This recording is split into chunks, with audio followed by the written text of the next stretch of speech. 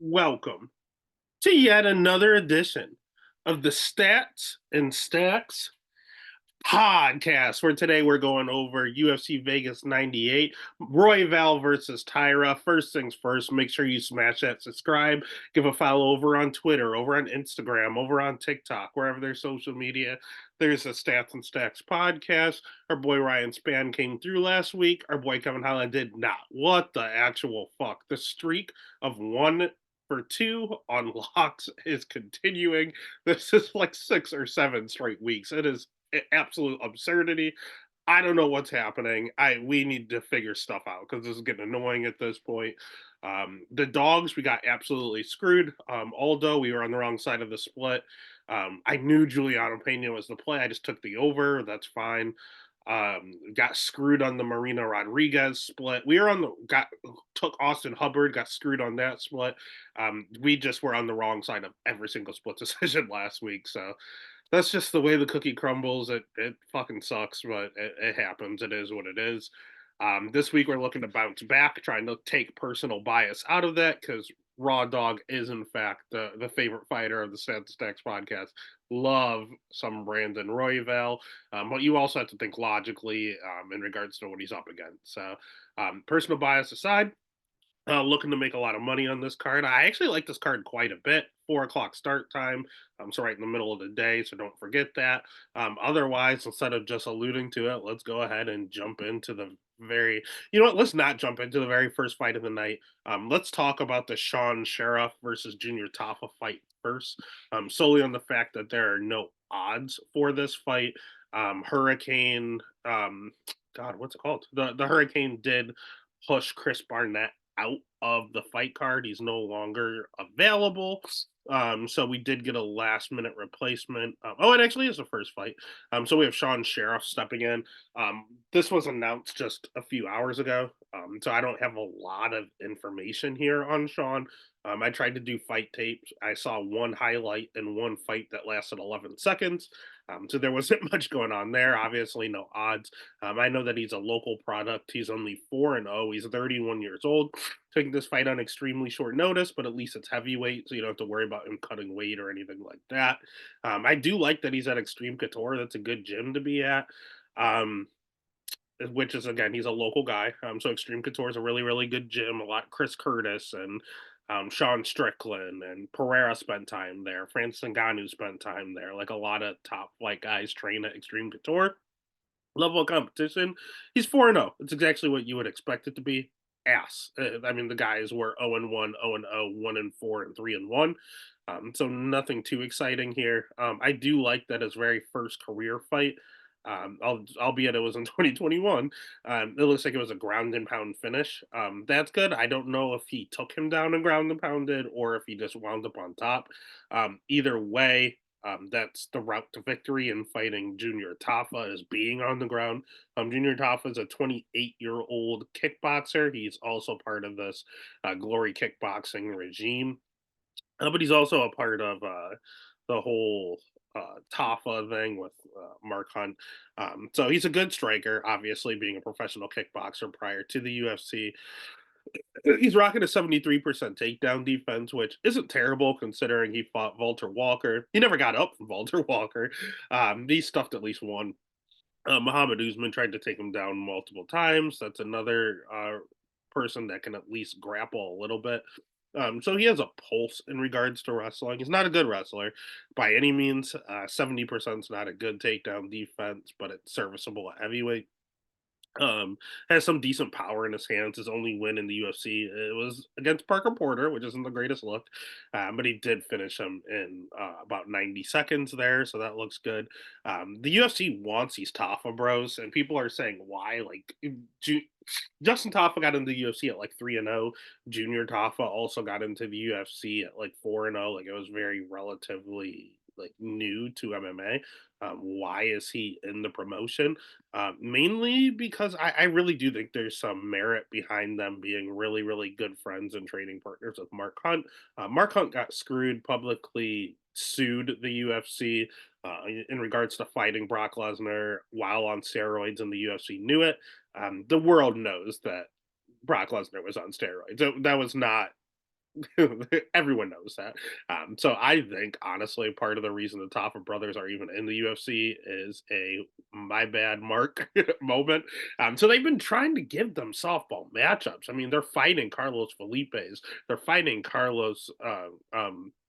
fighting Parker Porters. They're fighting Mo Usmans. Like those aren't good fighters.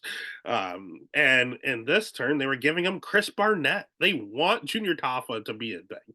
He's just a striker. That's all he can do. So they gave him Chris Burnett, who only strikes as well. That was a tailor-made matchup for him. But again, the Hurricane made him go out. They had to find a local talent in Sheriff. He's only 4-0. I expect Tafa to be a huge favorite here, and I expect to possibly be on dog. I need to take this line. The pick is going to be Tafa. The bet's probably going to be an under. They both are very, very, very heavy handed. I don't know anything really about Sheriff outside of these. He hasn't had a fight go longer than 2 minutes. Which means he has power in his hands. I know Junior Tafa has power in his hands. Safe thing is going to be the under 1.5. But if these lines are insane, and you have two heavyweights and it's whoever hits who first, if it's something more than like plus 300, I will take a shot on Sean Sheriff, which is the scariest thing to say. So the pick is Tafa, the bet's the under, and we're going to keep an eye on that line. If it's something out of this world, we're going to take a stab at Sheriff. Next fight of the night is one I've been going back and forth with, honestly. Corey McKenna is plus 115, while the comeback on Julia Pilastri is minus 135. Let's start with Julia Pilastri. She's not bad, man. I don't like her. I don't really like her as a person for some reason. She's just very, very cocky in there. She's 26 years old, has a whole bunch of attitude. She's famous for getting like teeth kicked by in her last fight by Josie Knutson. And every time she got teeth kicked, she was just like rolling her eyes and throwing a fit. She's one of these girls that let you hit her, and then she starts to just like hulk up and talk trash and try to bully you. She's just a bully, man. She's gonna have a 5.5 inch reach advantage here, which is nice. She does have pretty solid striking, has very good jujitsu. She is okay wrestling. It's not terrible. She's very hittable on the feet, but again, she enjoys that. She's very, very durable.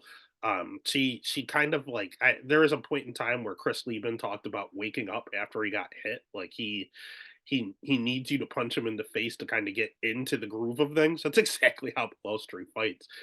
Doesn't take the first round off per se, but she picks up speed as the fight goes on. The more you hit her, the better she gets. She has 42% takedown defense. Now that number's skewed. Knutson, no, she took down Knutson multiple times. It was the Contender Series fight against Jasmine Jastovicius. Now, mind you, this fight is at 115. The fight against Jasmine was at 125, and Jasmine's one of the biggest flyweights in the division. So she was able to kind of take down Polostri 4 times. And I also want to keep in mind that that fight was back in 2021. Polostri's 26 right now. So at that point, she would have been 23 years old. And you had 30-year-old Jasmine at that point just bullying a little kid. So I mean, it is what it is. You can't take away the fact she got taken down 4 times, but it was up a weight class against a grown woman when she's just maturing into her body. Her cardio's okay. She's very physically strong. Has fought a good level of competition, even like on the regional scene. Um, I don't know, man. It's just she's so cocky. She's very hard to root for. But in this circumstance, she's going to be a much bigger girl in here, going up against Corey McKenna. Corey McKenna is only 25 years old, so she's fighting another young fighter here. Corey McKenna's striking is okay. Her wrestling's a little overrated, but it's okay. She doesn't throw a ton of volume. She's pretty hittable herself, in all honesty. Her jujitsu's okay. She's just tiny, man. If they had an anim weight division in the UFC, she should probably be there. I don't think she's truly a 115 pounder. So you have a very small straw weight going against a very large straw weight, someone that used to fight at flyweight. McKenna does have good cardio, probably better cardio than Pelostri, but again, Pelostri's cardio is not bad. McKenna herself has 71% takedown defense, and Pelostri will mix in takedowns. So that's something to look at. McKenna is one of these girls that march forward, but is very hittable as she's doing so. She's got these little short T Rex arms. She trains a team alpha male, and just has these little like what is her reach? Where's it listed on here? She has a very small reach. I want to say it was like the smallest in the weight class. Her and Vanessa Demopoulos might have the smallest reaches. Yeah, 58.5 inch reach. That's tiny. That's she has little T Rex arms, so she has to pressure forward to land any punches. Her level of competition's been okay. I mean, Jacqueline Almerine's pretty decent, but she tapped her out. Everyone's gonna make the same joke. She submitted her 3 times in 1 minute. That's true. The ref literally touched them and said the fight was about to be over, and then was like, I don't know, maybe she didn't tap, and then took her hands off, and then she got put in an armbar again, and then made sure the ref saw her tap. Cheyenne Velismus isn't a terrible fighter. That was a pretty decent win there. I'll give her that. Miranda Granger did not win a fight in the UFC, I don't think. Elise Reed lost by split decision. That's the one that sticks out to me. That's the one that showed pretty poor fight IQ because she wanted to strike with Elise Reed. Elise Reed is a point karate fighter who only has a right hand. That's all she has. And McKenna just repeatedly just marched forward and got hit with the right hand, like repeatedly. Didn't wrestle or anything for the first 2 rounds. First 2 rounds. Elise Reed is rocking like a 40% takedown defense. She is not hard to get down. She is not a wrestler by any means. And in the third round, McKenna started taking her down. Why was she not doing that the first 2 rounds? So her in ring IQ does scare me a little. Part of that might be because she's 25 years old. Like she's young. She makes some mistakes. In regards to striking, Polstri is the better striker. When it comes to jujitsu, Polstri might be the better jujitsu practitioner. I think she is. When it comes to wrestling, I think it's a wash. They can both get taken down, and they're both okay offensively wrestling. I'll give McKenna the slight edge there. In regard to cardio, I guess McKenna, but it's pretty much a wash there too. So these 5.5 inch reach advantage against McKenna, who just marches forward and takes punches, and Polstri being the bully. Again, that's how she fights. She needs to out physical you, be a bully, walk you down, and just kind of put you away. McKenna has zero power whatsoever, so Pelostri's not going to respect anything coming her way. And I think she might dog walk her. I think this might be an easy fight here, but the world is on McKenna. And that's what scares me. McKenna's fought the better girls. Um, McKenna's been in the UFC longer. She's 25 years old, so she's going to get better each time you see her. But Pelolstri's 26. She's gonna get better each time you see her too. I think it's Pelolstri, and I think it's Pelolstri easy. The pick is gonna be Pelolstri. The bet's gonna be Pelolstri. But I'm gonna tamper how many parlays I have her in. Just because you never fucking know with women's MMA. The world's on McKenna. I don't understand it, but the world loves her. On the other side, we have another just fan favorite in Cody Haddon for diehards. He's a minus 185 favorite going up against Daniel Argueta at plus 155. Over under set at 2.5. Over 2.5 minus 175. Under 2.5 at plus 135. Let's start with Cody Haddon. Cody Haddon, this is going to be his first fight in the UFC. I say he's a fan favorite. Again, this is just on a diehard level because he did fight over seas in Australia. They have some crazy fans, and you think about Eternal MMA and Hex Fighting Series; those are like the two huge promotions in Australia. Then he went on to Dana White Contender Series and looked dominant, man. He has one career loss, and it's to Astro Boy Steve Erceg by decision in his third career fight ever. Like that's fine. You're allowed to lose to Steve Erceg. He marches forward. He has a high striking pedigree. He's some sort of like national boxing champion over in Australia. He has pretty good wrestling. He will sprinkle in takedowns, and he looks pretty proficient doing it. His power's okay. He has a decent amount of knockouts on his record. And his one loss is decision, so he seems to be pretty durable. I believe he's a Brazilian Jiu Jitsu black belt, so he's one of those pick your poisons. Do you want to stand with the national boxing champ, or do you want to go down to the ground with the black belt? Like, he is good either way. He's good everywhere. I think he's going to be a thing. I think he can be a future top 10 guy in the weight class. My only concern is these Dana White Contender Series kids, when they come in and they're young and they're not battle tested. Again, this kid's 7-1. Sometimes they have a tendency to come in as young kids and just kind of drop the ball here. and he does not have a good uh, opponent for someone doesn't have pressure on their shoulders and Dan Argueta. Dan Argueta is one of the weirdest fighters in the UFC, just on a personal standpoint, and just his history in the UFC. He was the number one pick on the Tough series, but it was in the wrong weight class, so that was interesting. He ultimately lost, obviously, on the Ultimate Fighter. Goes out and actually beats his fight before, sorry, 2 fights before he got called back to the UFC. He fought Myron Santos, who just looked amazing and won the Ultimate Fighter, ironically enough. And he ground and pound finished. He finished him. That's a good look. Daniel Guerrera has really, really, really good wrestling. He has very good jiu-jitsu. His striking's very herky jerky and unorthodox. It's not good. It's not bad. It's kind of like Tim Elliott level. It's not even like a touch under serviceable. Like if it was a striking only fight, you're not picking Dan Argueta. It's very low volume because he's not that big of a striker. His cardio, I've seen it look good and I've seen it look bad. And I never know what's going to happen. He's just a wild card. He took a fight on a week's notice and fought Damon Jackson. Damon Jackson was literally twice his size. Again, Damon Jackson is one of the biggest featherweights. Dan Argueta is a bantamweight, and he took a fight on 1 week's notice up a weight class, and impressed. I mean, his cardio looked phenomenal. He won round 3. Um, Damon Jackson was able to get him down to the ground, just kind of bully the small guy, slap in a body triangle, and kind of hang out. But he was hanging on for dear life. Dan Argueta was coming for him, and again won that 3rd round. Then he fought Nick Agori, who I like the kid, but he's not very good. Already cut from the UFC, won 0 fights in the UFC. So I don't know what that really says. It's a low level of competition there, but he absolutely dominated.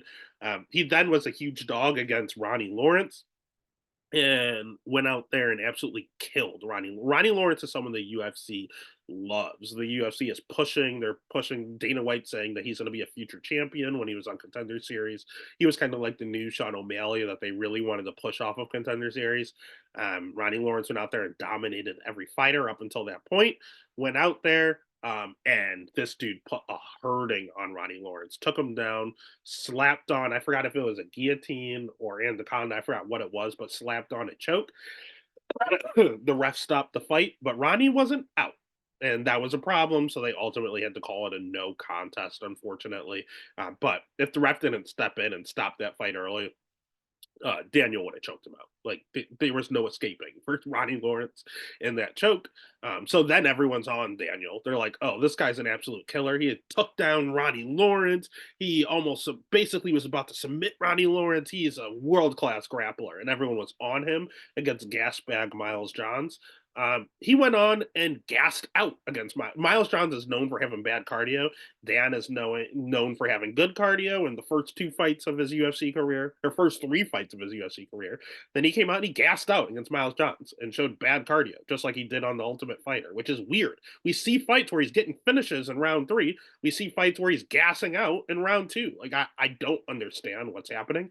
But then it turns out Miles Johns is on steroids, so that's a no contest. So right now, then he went out there. I'm sorry. Then he went out there and fought a young Contender Series guy, just like he's doing this week. And he was winning.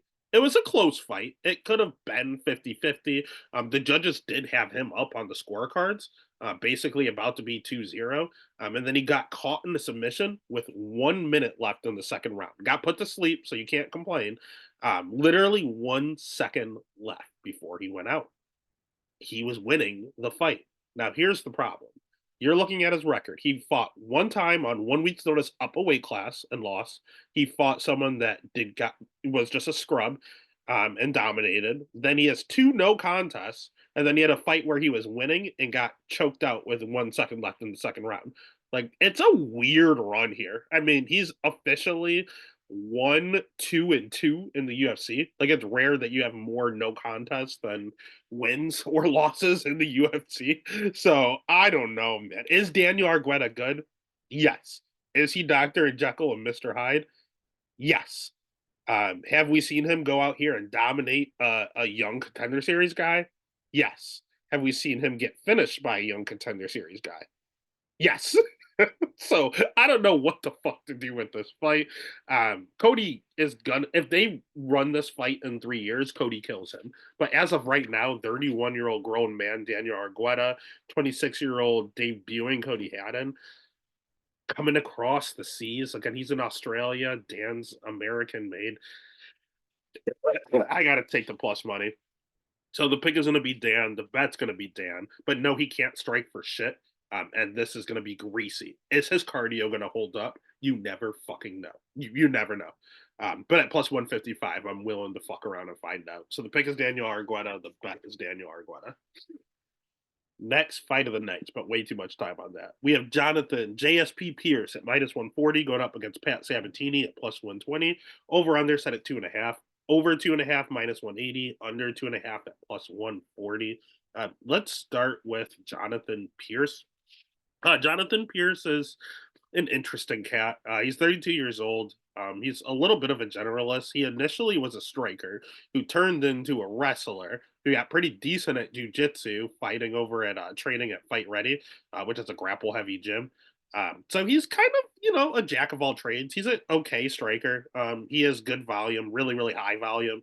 He has pretty decent wrestling, and he has pretty decent jujitsu. Like he's good everywhere. Problems with JSP is his like Daniel Argueta. I've seen where he had really good cardio, and I've seen where he's had really bad cardio. He slowed down in the David Onama fight. He got caught in the Joe Anderson Brito fight. His cardio looked insane against Makwan Americani. He gassed out against C. Rod Christian Rodriguez, but had godly cardio against Darren Elkins. So it's like this guy, you never know. When he's a hammer, his cardio seems to be okay. When he's a nail, or the guy just gives a lot of resistance, that's where things get a little greasy in regards to his cardio. And in regards to his defensive grappling, again, he got submitted 2 fights ago, almost got submitted against David Onama, and has a career 58% takedown defense in the UFC. So he can dish it when it comes to grappling offensively. He's a little bit of a liability defensively. That's a little concerning going against Pat Sabatini. Pat Sabatini is one of these Philly Gracie boys. You think of the Joe Pyfer, Sean Brady, Andre Petrowski group.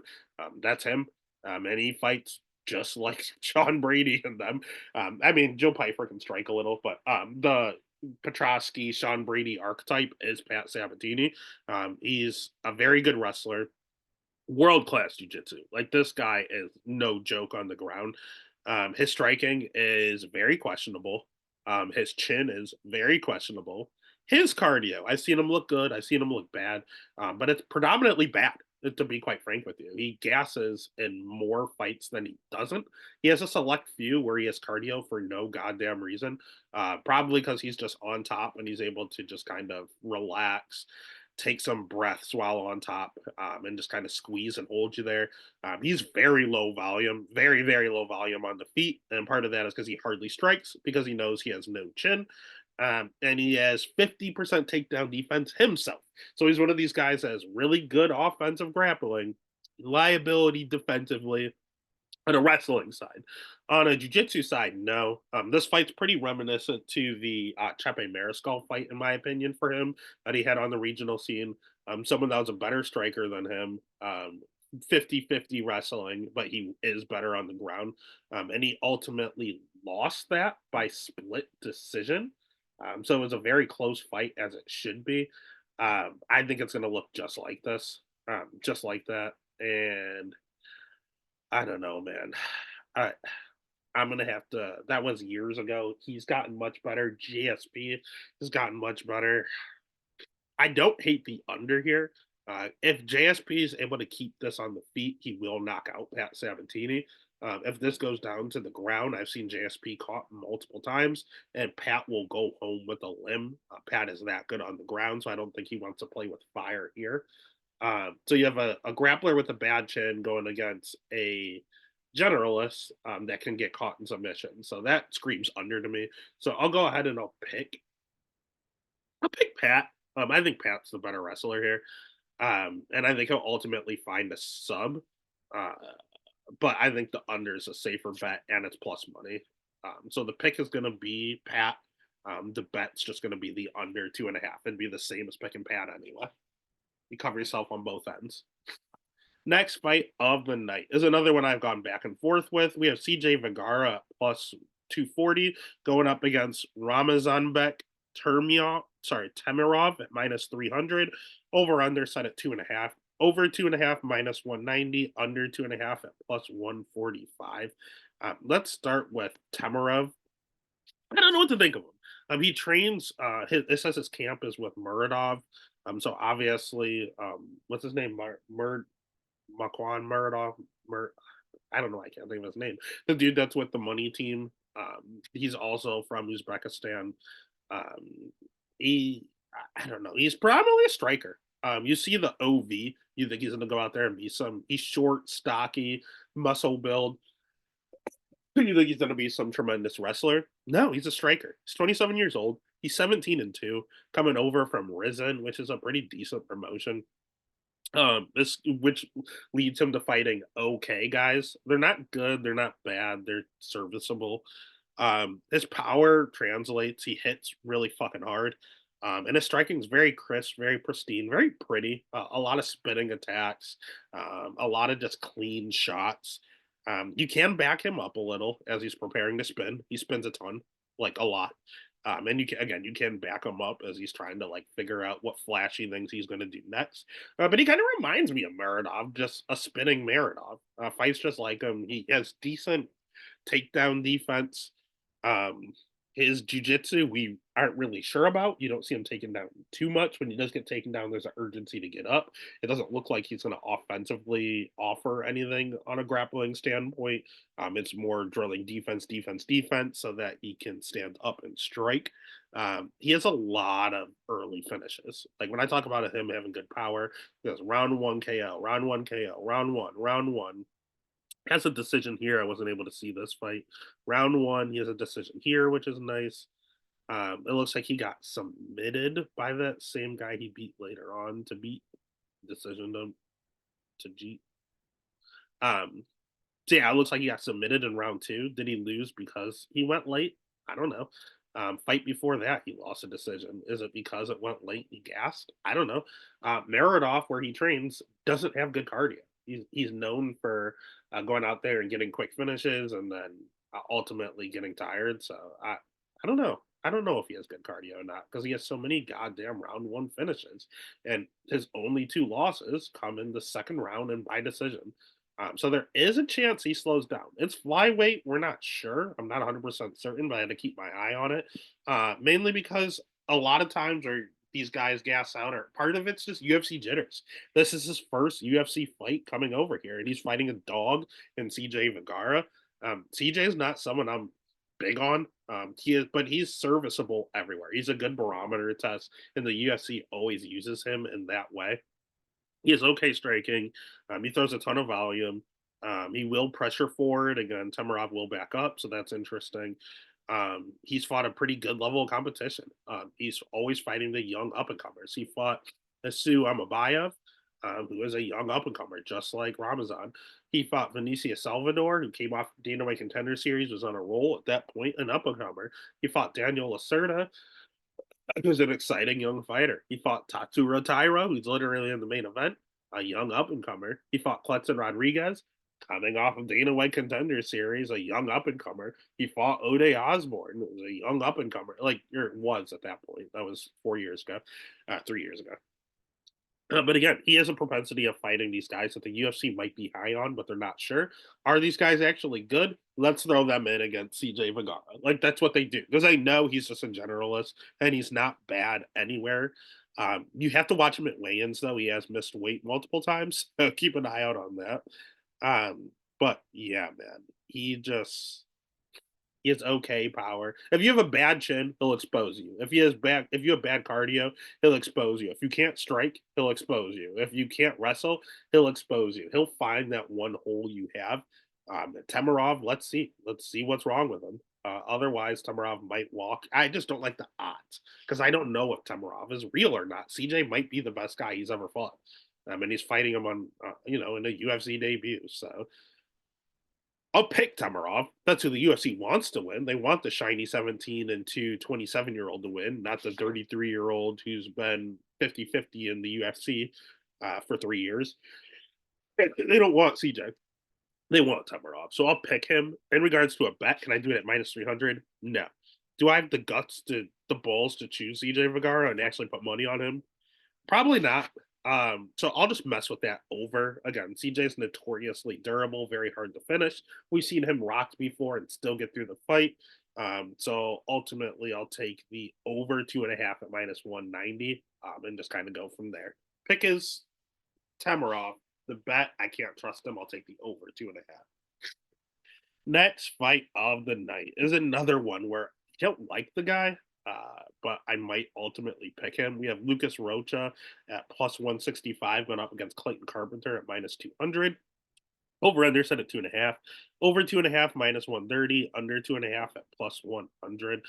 Let's start with Lucas Rocha or however you say it. He is 17-1 and only 24 years old. He's kind of cocky, just like Pelostri. So I don't know what's going on over in Brazil right now. His level of competition's okay. He is one of these young guys coming off Dana White Contender Series off a win. He, I, his fight IQ is a little questionable. His striking's good. He hits extremely hard. His jujitsu's good. He's a Brazilian jiu-jitsu black belt. His wrestling, not good. Takedown defense, ass. This dude gets taken down multiple times in every single fight. Only thing is, he seems to have very, very, very good cardio, and he'll continually get up. And these guys keep getting tired dealing with him. Eventually, they gas themselves out, taking him out over and over and over again. I mean, even his contender series fight, I will say it was a very, very lucky knee. He got a flash knockout with a knee as the guy was shooting in for a takedown after getting dominated round one. But my boy Clint did mention something I noticed too. He lost round one, got dominated, went to his corner, and was like excited. He's like, "Oh, I'm gonna catch this guy." Like he was very cocky. It's very off putting, but it was very weird to have someone so excited after losing a round. Like it was like he was literally chomping at the bit to go back out there and say, "Oh no, I haven't figured out. Watch this." And then he did it. He knocked him out 18 seconds in the round too. So yes, he's aware that his takedown defense is just ass. But again, he has a decent get up game and really good cardio. He will just keep getting up. He doesn't get tired down there. I've seen a fight where he got locked, body triangle locked in, and he just couldn't get up. But in all the other fights, he was able to get up. And again, you get tired doing so. I don't like that he missed weight during his contender series fight because someone that used to fight at men's strawweight. He used to fight at 115. He's tiny. He's 5'3", like John Dotson style. The dude is a literal like tiny, tiny guy. So the fact that you're not making weight, it's definitely a lack of discipline. Like there's no excuse for a 5'3" guy to miss 125. That shouldn't be, especially when you used to fight a weight class below. What were you doing? So I don't know what to do there. On the other side, we have Clayton Carpenter. He's 7-0. And the reason I'm not as scared with Lucas being the young Dana White Contender Series guy is because Carpenter is too. Clayton Carpenter has one fight in the UFC, so at least he's been there once, but just one, and he has way less experience. Rocha has 18 pro fights. Carpenter has 7. He's 28 years old, so he's not super old himself. He's gonna have a 2-inch reach advantage here. He is MMA bred in a lab, man. I hear stories about this kid being like world class in jujitsu at a young age, like was a kid grappling adults. His jujitsu is very, very good. His wrestling's pretty good to accompany it. His striking's not bad. He's pretty decent on the feet. Definitely a disadvantage against Rocha. Like he should not be standing with Rocha. He needs to take him down like everyone else does. But he needs to get the finish like other people don't, or slap on that body triangle and find a way to hold the little guy down. Um, I don't understand where he's been the last 2 years. I haven't listened to the fighter interviews yet. I'm not aware of any major injury, but he hasn't fought in 2 years, so I don't know what he's been doing. I mean, he has been chin checked twice, I've seen. So I don't think he's chinny. He didn't get put out. Again, he's 7-0. but you can crack him, and Rocha hits decently hard, so that's pretty concerning. But he after he got cracked in one of the fights against Edgar Chairez, who's not the worst fighter in the world, but he's not great. But after he cracked him, he did resort more to a grapple heavy approach, so at least he was able to make adjustments during the fight. I like that. Um, I keep going back and forth. I think Rocha's really live. A lot of people are on Carpenter. Vegas is on Carpenter. But at the end of the day, it really comes down to not if Clayton takes him down, it's when. But it comes down to can Lucas get up? If Lucas can get up, he's going to ultimately win this fight. If Lucas gets body triangled and stuck down there, Carpenter is going to win this fight. It really comes down to the jujitsu. They're both black belts. They're both good on the ground. Uh, just one can't wrestle for shit.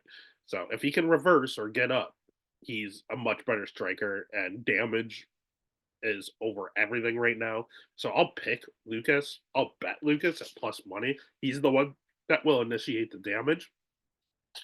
I'm also looking at this under 2.5 being plus money. What if he does catch him? He has a lot of rear naked chokes, Clayton Carpenter. And when he does take him down, what if he just slaps on a rear naked choke? That could be a thing. But I'm gonna get greedy. I'm gonna chase the plus 170. So the pick is gonna be Lucas Rocha. The bet's gonna be Lucas Rocha, and we're gonna go dog hunting. Next fight of the night is controversial. We have Nico Price at plus 240 going up against Thumba Garembo at minus 300. Over under set at 2.5. Over 2.5 plus 115. Under 2.5 minus 145. Let's start with Thumba Garembo because I think Thumba Garembo is one of the worst fighters in the 170-pound weight class. People love him. They think he's very he talked about how kind-hearted he is. He does seem like a nice guy. He's very genuine. Wears his heart on his sleeve. You always talk about The Rock. The Rock bought this guy a house. They'll talk about it over and over and over again at nauseum during his fight. It's very annoying. Yes, The Rock bought him a house. Cool. I'm here to bet MMA. Is he a good fighter? The answer is no. He's very low volume. His wrestling's okay, but it's very overrated. His striking's not good at all, but he does hit hard. So he has power. He just doesn't really know how to use it. He accidentally knocks people out sometimes. His jujitsu's okay, but it gets very sloppy at times. And because he's been getting so sloppy, he's resorted to just holding you, like not throwing any strikes, adding to his low volume nature. Like he literally takes you down and squeezes. Like he just holds you as hard as he can. Like people complain about Mario Batista last weekend or Marab instances where they take you down and hold. Like no, like legitimately, this man takes you down and squeezes. Doesn't go for subs anymore because he's so sloppy. Just holds on. Like, zero punches, just holds. Um, I don't know. His cardio is not good doing that either. He gets tired every single fight. This dude gasses out. He has nothing in round three. So I will tell him that he's athletic. He's just physically fast, physically strong. I just don't like that he has zero damage when he's on top. Level of competition has been god awful. He's fought Ramiz Brahimaj, who's awful, has like one win in the UFC. Fought Pete Rodriguez, who's god awful. Only win in the UFC was Mike the Cameraman Jackson. And Takashi Sato's absolutely terrible. I think he has one career UFC win. And then he lost his debut to AJ Fletcher. AJ Fletcher is cut and fighting an LFA. Takashi Sato is cut. Pete Rodriguez is cut, and Ramiz Brahimaj is about to be cut with another loss here. Again, he only has one fight in the UFC. So he's effectively fought four people. Only one of them are still in the UFC, and they only have one win. On the regional scene, I don't know who any of these guys are. I can't tell you if they're good or bad, but I know that I've seen Themba. Themba ain't good. So yeah, he's also been chin checked a few times. So he has low volume. No, correction. He has no volume. He has terrible cardio and a questionable chin. Like those are terrible combos. He's not a good fighter. He doesn't really know how to strike. He has a ton of power. Doesn't really know how to use it. And when he gets you down to the ground, he just holds you. So no damage for the judges. Like Themba's not good. People like how nice he is, but I'm here to make money. I will always bet against Themba Garemba. Unless he's fighting Nico Price. This is where my concern lies, and this is why it gets greasy. Nico, I just talked about how Dumba's only fighting the bottom of the barrel.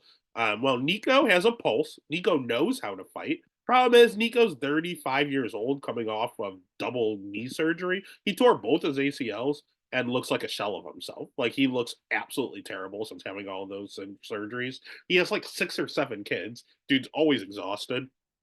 In his overall, Nico has okay striking, high volume, will sprinkle in takedowns, does grappling tournament, so he has serviceable jiu-jitsu. Now that's overall. Nico's been in the UFC for years on years on years. So as of late, his takedown defense has been going down. He's rocking a 62% takedown defense right now.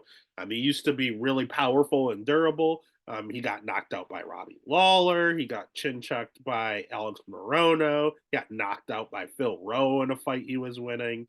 Got absolutely killed by Michel Pereira. So those aren't exactly good looks there, except for Michel. He's just physically slow. Like, I'm not saying he slows down in his fights. I'm saying the guy that has to wear both 2 knee pads and 2 arm pads is physically slow. The 35-year-old coming off of double knee surgery is not athletic anymore. He's 35 years old. His body's failing him. He loves to pressure forward. I'll give him that. And his cardio is sometimes good, sometimes bad. It looked very bad in what was it, against Phil Rowe, but it looked very good against Alex Morono. He wound back the clock last fight out. Can he do it again? Oh no, dude. Demba sucks. Demba's not a good fighter. Nico was a good fighter. He was an okay fighter 5 years ago. Double knee surgery, 35-year-old 7 kid Nico Price is not the same guy. They're giving Demba another winnable fight. I don't like Thumba Garembo. I don't want to bet Thumba Garembo at minus 300. It's disgusting. I don't know if I could touch Nico. I really want to. I really, really want to. I don't know if I can. Uh, Pick is going to be Dumba off of sheer athleticism. Bet, stay away. You got to pass. If anything, it would maybe be the over because it's plus money and kind of chase that. Um, I can't bet Dumba minus 300. I can't. I can't do it. Pick is going to be Dumba. Bet would be the over 2.5. Next fight of the night is one you should be confident in, but should be petrified at the exact same time. We have D Rod, Daniel Rodriguez at minus 205 going up against the aforementioned Alex Morono at plus 170. Over under set at 2.5. Over 2.5 minus 190. Under 2.5 at plus 145. Let's start with D Rod. D Rod is a good fighter. He was the underrated fighter in the weight class for a very long time. Problem is, they finally started giving him tough fights late in his age career. The dude's 37 years old. That's not good. You usually start declining right around 35 or so. He's 37. He has a 2-inch reach advantage, which is good. He has good striking. He has sneaky jujitsu. It's very good. He throws a ton of volume. 56% takedown defense is not good at all. But lucky for him, he's fighting Alex Morono, who can't wrestle. So we're really looking at a striking matchup between a 37-year-old and a 34-year-old. Again, if this was 4 years ago, this is D Rod and all day, twice on Sunday. Like, not even a question.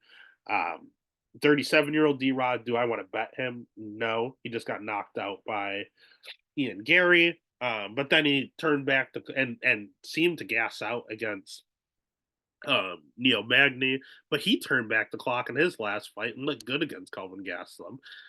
Had the better cardio, had the better striking. He looked good in a loss. He looked much better in that fight. On the other end, we have Alex Morono, who's 34. He himself has pretty decent striking, has really good jiu-jitsu, wrestling bad. So that's why the jiu-jitsu edge isn't going to matter. Morono's another one where his cardio has looked good and looked bad, but it usually looks bad. He usually gasses out. His chin is god awful. He's been knocked out multiple times. He's been knocked out or knocked down in like every single fight. He's just getting worse with age. Again, he's only 34 years old, but he fights a lot. 48% takedown defense. So if D-Rod wanted to wrestle, he could. He throws pretty decent volume, but D-Rod throws more. Morono hits pretty hard, but D-Rod hits harder. Uh, I gotta go D-Rod. I don't like it. Ever since Morono's been like a coach at his gym, I'm kind of seeing a decline. It's like he's focusing more on coaching than he is his own personal career. And when I see a guy actively going down, I can't support it. D-Rod, he was on the decline, but I don't know if he took steroids or what happened. He looked great in his last fight, so I got to rock with what I saw last. And what I saw last was Morono get killed by Nico Price. Even if Morono starts hot like he usually does, D Rod's usually durable enough. I see D Rod winning 2 and 3 hands down. And round one is up in the air. At that point, I got to take D Rod. The pick is going to be D Rod. The bet's going to be D Rod at minus 200. You're getting a good number. Next fight of the night, we have Josh Fremd at plus 140 going up against Abdul Razak Al Hassan at minus 170. Over under set at 1.5. It is a Abdul Razak Al Hassan fight. Over 1.5 minus 135. Under 1.5 plus 105. Let's start with Abdul Razak. Man, he's something, man. He's 39 years old. Lost most of his professional career due to being in prison with legal battles, where he was proven innocent and just we're not going to get into that, but he was in prison for a while. He has good striking, has a ton of power. The man has never won a decision. He has 12 wins, all 12 by knockout. Dude hits hard. Jiu-jitsu, not great. Takedown defense, 51% takedown defense. Not great. A lot of that is Jacob Malkoon. Jacob Malkoon took him down like 10 times. That kind of skewed it. Buckley took him down like 5 times. That skewed it. Joe Pyfer took him down 3 times. Like, those are good wrestlers. So it did get skewed a little bit towards the end there. And he is a judo black belt. So he can take you down as well. And he initially, he can get back up. Again, if Malkoon's taking you down 10 times, you got up 9. So at least 9 times you got up. He can get up if he gets taken down. He's a little hittable on the feet, but that's because he's okay to take one to give it to you because he hit so hard. Only problem with him is his cardio, man. His cardio's ass. He's never won a decision because he gasses out. His chin, I've seen him chin check multiple times. That's not a good look. So I don't know. He's partially chinny because he's 39 years old. He has terrible cardio because he's 39 years old. But if he hits you, you go out. On the other side, we have Josh Fremd, who I think is god awful.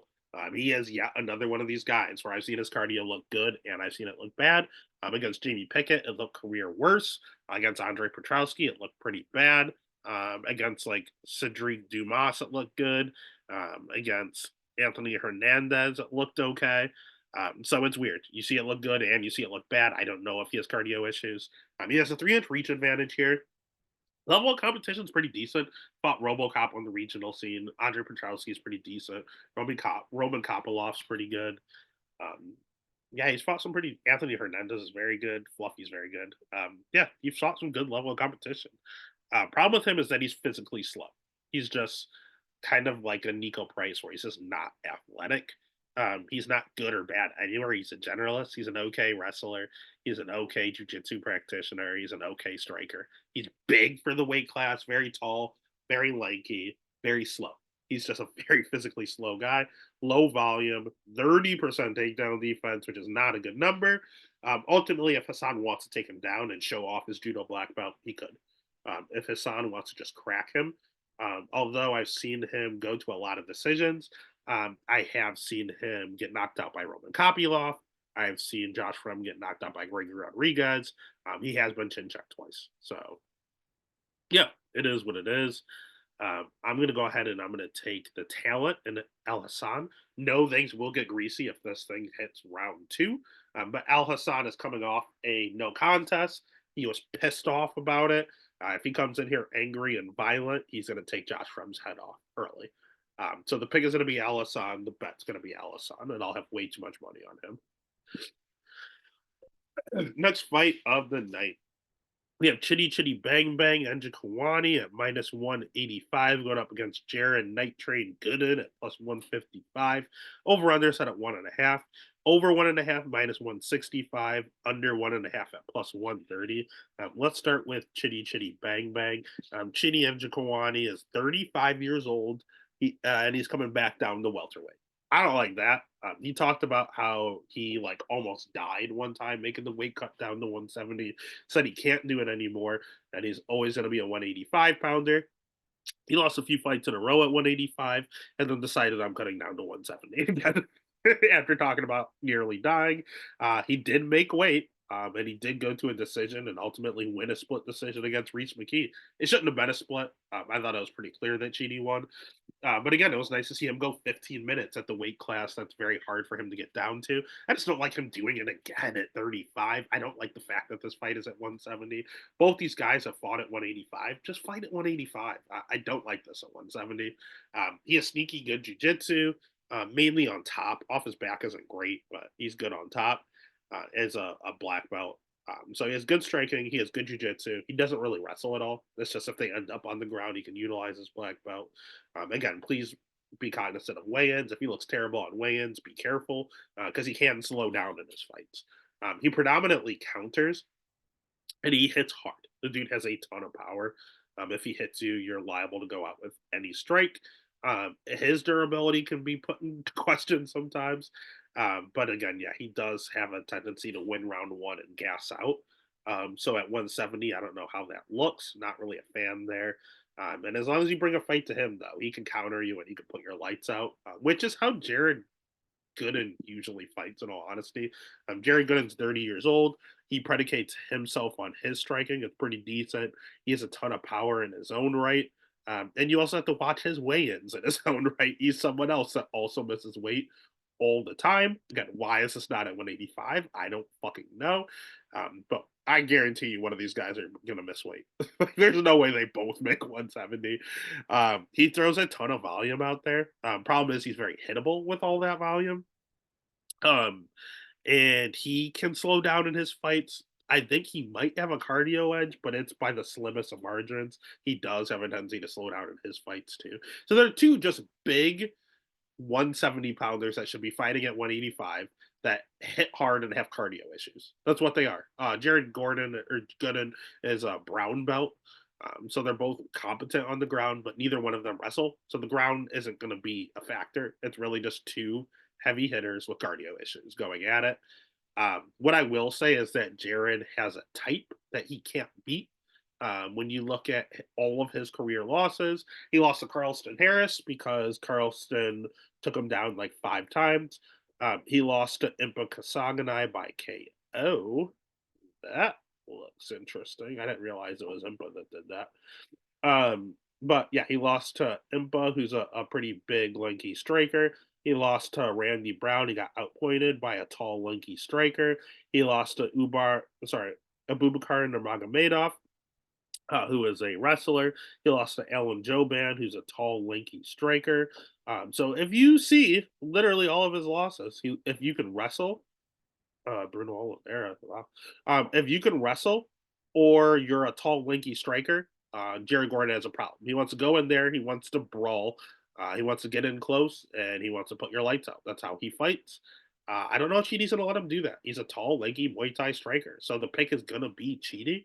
Trusting him at 170, I don't. I don't at all. If this was at 185, I would probably lock Chidi. At 170, I can't. So I'll pick Chidi. I'll have Chidi in some bets, but be weary of Chidi, bang, bang. The pick is Chidi, and I'll bet Chidi just a little bit. Next fight of the night. We have Grant Dawson at minus 440 going up against Rafa Garcia at plus 340. Over under set at 2.5. Over 2.5 minus 270, under 2.5 at plus 200. Let's start with Rafa. I love Rafa Garcia for no reason. I'm like the only one that's a fan of Rafa Garcia. He's 30 years old. Doesn't look it, but has very good wrestling. He has good striking. He's a Brazilian Jiu Jitsu black belt. Throws a ton of volume. 80% takedown defense. Like, I like this guy. I think he's very good. He came into the UFC on short notice against Nazaret Akparas. Lost a close fight, but Nazaret clearly won. But Rafa gave him a fight on a week's notice. Then he was a huge favorite against Chris Grutzmacher. He came out there and damn near killed Chris. It was like a 10-7 round one, and gassed himself out doing it, and then was just laying prey there. Like he had nothing he could do. He had no gas left for rounds 2 and 3, and he ultimately lost. So that one's on him gassing out. Natan Levy, he went out there, lost round one again, but rallied and used his wrestling. Jesse Ronson, he went out there and submitted him. Jakar Close, he took his fight on a week's notice again. Gave Jakar Close a fight, one that I think he could have got the nod, but ultimately lost. So the dude has three career. Oh, and then he beat Hashate, who's looked pretty decent, and he just recently beat Clay Guida. The dude's a great wrestler. Like he out wrestled Clay, he out wrestled Natan Levy. He's out striking, or making it close striking in Nazareth Akparas, like and Jakar Close. Like he's a good fighter, very good wrestler, very good striker. Three career losses, and two of them are on a week's notice, and the other one he gassed himself out. So I mean, he could honestly be 19-0, and this line would look completely different. My concern is he really struggled with Natan Levy, who could pose a threat in the wrestling with him. He struggled a little bit with uh, Jakar Close, who could compete in the wrestling with him. And now here we have Grant Dawson, who is notoriously beating fellow wrestlers. Grant is also 30 years old. He has a 2 inch reach advantage, but he can't strike, so it's irrelevant. World class wrestling, world class jiu-jitsu. This dude can wrestle his ass off, and he has a wet blanket on top. Once he gets on top, you don't get up. That's the thing with him. He's another one of these guys that are position over submission. He's fought the much better level of competition, beating a Marco Madsen, by out wrestling him, who was an Olympic silver medalist. He beat Joe Selecki, who is a world class jiu-jitsu practitioner. He beat Demir Ismagulov, who is just world class at doing everything. Um, these are good wins. Like they're very good wins. Leonardo Santos is another world class jiu-jitsu practitioner. Nad Narimani is a good wrestler. Derek Minner is a good wrestler and jiu-jitsu practitioner. He fights a lot of fellow grapplers, and he always wins. Where he's losing, uh, chin problems. He got elbowed in 30 seconds and got put out on the regional scene, and he got knocked out by King Bobby Green in 30 seconds. That's not a good look, because Bobby Green is pillow fisted. So Grant Dawson might be chinny. He has two career losses, and they're both by 30-second KO. He's very low volume, again, position over submission. He has a tendency to slow down in his fights, but he's also had good cardio before too. You just never know. He's another one of the. This card is just littered with. Do they have good gas tanks? I don't fucking know. Just Dr. Jekyll, Mr. Hyde's everywhere. What's funny is that he has 57% takedown defense. That was ironic to me. Again, he's fought a lot of good grapplers, but I'm surprised at the fact that his takedown defense was so low. But he's usually the one getting the takedown. And the difference is he can get up, he can get a reversal. Hoffa's top control isn't that great. He has a lot of takedowns in his fights because they're getting up a lot of times. If Grant takes Hoffa down, I don't know if Hoffa's getting back up. Like he just slaps on that body triangle, and Grant doesn't let you go anywhere. So that is a concern. Can Hoffa take him down? Absolutely. Can he make this close? Absolutely. Can he knock out Grant Dawson? Absolutely. It's just Hoffa's not really a power puncher. I want to bet my guy, especially at plus 340. He's won me so much money in the UFC. I think he's fun to watch. He's a Mexican brawler that is a very good wrestler. Like it's rare. He's so slept on in the division. And that's why they're giving him a ranked guy in Grant Dawson. But Grant Dawson's style. He beats fellow wrestlers. He takes you down. He slaps on the body triangle, and you just sit there. So the pick is going to be Grant. The bet's probably going to be the over 2.5. Um, you know what? Yeah, I'll just, yeah, I'll pick Grant. The bet's over 2.5. But if the money keeps swelling at minus 440, if it gets even higher, I will have to take at least a little sprinkle on Papa Garcia because again, getting knocked out in 30 seconds of both your losses, every fight starts on defeat. Next fight of the night is the co-main event for no goddamn reason. We have Brad Tavares at plus 155, going up against Jung Young Park at minus 185. Over under set at 2.5. Over 2.5 minus 250. Under 2.5 at plus 190. Let's fly through this because I think this is the third time we've broken this fight down. It keeps getting canceled and rescheduled and rebooked. Jung Young Park pulled out of the last fight due to an illness. He was not medically cleared after his weight cut. Jung Young Park is a generalist. He's 33 years old. He has okay striking. He has okay jujitsu. He has okay wrestling. He's been grappling a lot as of late. He had the grapple to get a win over Dennis Tululian, against Joseph Holmes, against Eric Anders. Like he's been grappling a ton. But he has a split decision win over Eric Anders, and I thought Eric won. Andre Muniz, he had a split decision loss. I thought he lost. I thought that Iron Turtle won, so I guess it evens out. Yeah, man, I'm just not impressed with this level of competition. I mean, Albert Duraev has proven to be a little bit of a fraud. Dennis Tululian, not good. Joseph Holmes, not good. Eric Anders, old as shit, and I thought he lost. He did fight a good fighter in Gregory Rodriguez, and he got knocked out. Tafan Injikui was proven to be a fraud. John Phillips, ass. Marc Andre Burrio, not he's okay. Fought Fluffy, got choked out, of course. Fluffy's the GOAT. And that's that. So yeah, he doesn't have any good wins. His best win is Marc Andre Burrio. Um, if you fight someone good, he struggles. If you fight someone bad, he wins. Brad Tavares isn't good or bad. He's 36-year-old and just there. He's a gatekeeper. Um, so Brad is good striking. He's known for his stellar takedown defense. His jiu-jitsu is kind of irrelevant. He's not getting submitted anywhere, but it's not great.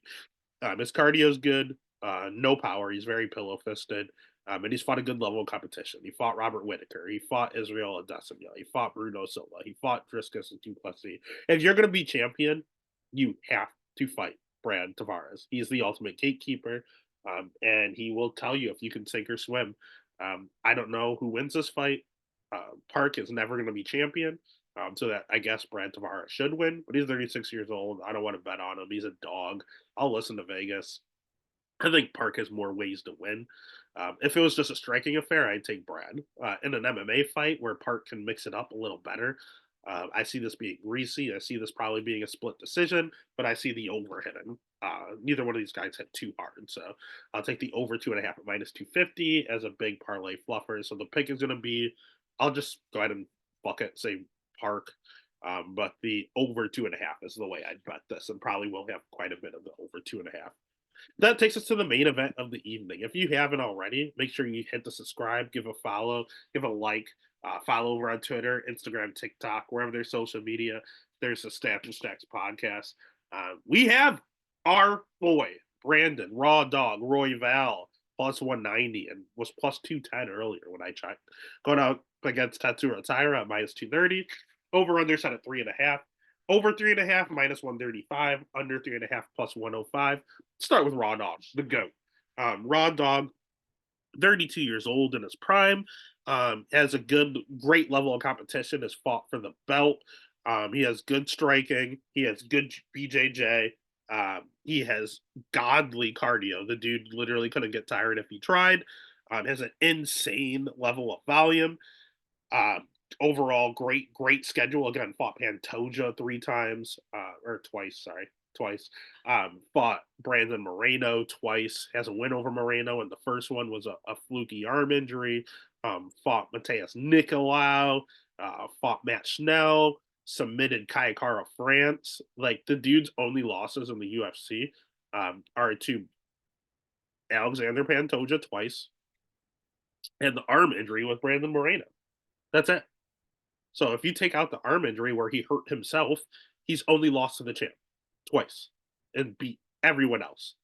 The problems with Raw Dog, glaring hole, 40% takedown defense. That's why Pantoja keeps beating him. Uh, can't stuff a takedown to save his life. And at some point said, fuck it, I'm not going to be able to.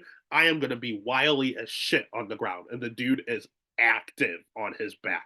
Throws up sub after sub after sub, and eventually causes a scramble. The word that everyone uses for Brandon Royval is chaos. Just causes chaos, and then ultimately gets up after or gets a submission doing crazy scrambles. His chin also scares me. I always call it a Usman chin because for years Usman was getting rocked in every single fight, but he was never getting knocked out. He just kept getting wobbled real badly, and then would ultimately win the fight. Raw Dog's kind of on the same trajectory, minus the title so far. Kai Kara France rocked him badly. Brandon Moreno has an arm injury. Matt Schnell rocked him pretty badly. He got rocked in the Brandon Moreno rematch. Dude gets rocked all the fucking time. Never lost a fight by knockout. Has never been knocked out. Has been chin checked and wobbled and dropped multiple occasions, almost half his fights. So is someone going to eventually put him out? I don't know. I'll say no because Raw Dog's a goat. Are there certain people I don't want him to fight, like a Manel Cop or Kai Kara France again? Yeah, let's stay away from them. I prefer we don't fight them. Is Taira gonna put him out? Taira does have some power. I'll give him that. Taira hits pretty decently hard, and his striking has gotten much better. It used to be ass. Going back watching his regional tape, but he's gotten much better. I'll give the devil his due. He's 16-0. He's only 24 years old. Probably future champion of the division. Striking is catching up. It's catching up with everything. Wrestling a little overrated. Okay, his wrestling's good. It's not world class. He himself has 62% takedown defense. You can't take him down. His jiu-jitsu is world class. So a lot of people don't want to take him down. Alex Perez took him down. Who else took him down? I think Charas even took him down once. And his level of competition hasn't been great. I mean, he fought Edgar Charas is okay. CJ Vergara, we said, fights everyone. Carlos Candelario, Jesus Aguilar. Like, where is the big name? It's Alex Perez. And that fight was, I think Perez was up in the scorecards before his knee gave out. Now, Taira is the one that did it to his knee, per Taira. Some people are saying that is a move. Some people are saying no, Perez has knee problem histories and his knee just went out. We don't know. We don't know if Taira caused it or not. So if you take out the Alex Perez fight, his best win is Carlos Hernandez. Like his level of competition, he's getting a little hyped, a little quick. I've also seen him slow down in two fights. I saw him slow down in the Edgar Charas fight, and there was a fight on the regional scene where he got a little tired. It must have been this one because it was his only other decision, really. I don't know, he had a decision here. It was one of those in the regional scene. He did slow down quite a bit. And then, yeah, the Charas fight, he did look a little winded at the end of round three. This is a 5 round fight. This is his first 5 round fight. Now, I know he had one scheduled with Perez, but again, Perez's knee gave out or he submitted him. In round two. So it didn't even make it to round three. Can he go 5 rounds? Can he just take down and sub Royval? Probably not. Raw Dog is very good on the ground, just as good as Taira. Can he knock out Raw Dog? Yeah, I mean, Raw Dogs get cracked all the fucking time, but he's never fully gone out. So I don't know, maybe not. So does Taira get tired? Can Raw Dog win this fight? Absolutely. How? Out volume the kid, outpace the kid, gas him out, and just beat him the way he beat Moreno. Sheer volume. Make him gas out and never stop throwing. If he takes you down, throw subs up and get the fuck up, and then just start swinging again because Taira cannot keep that pace. Can Raw Dog get finished? Fuck yeah. And that's very concerning. I don't want to see Raw Dog get finished again. Raw Dog's my guy. So I would say Taira is the right bet, bias aside, but the line's getting a little out of control. Raw Dog's over plus 200 now. This is sheer insanity. Raw Dog is the better cardio. Jiu-Jitsu's a wash. Striking is volume versus power. The UFC probably wants Taira, to be honest with you, but Raw Dog doesn't give a fuck. Wrestling is Taira. So you're looking at volume and cardio versus power and wrestling. Which one are the judges going to take? They judge damage. I wish Raw Dog hit harder.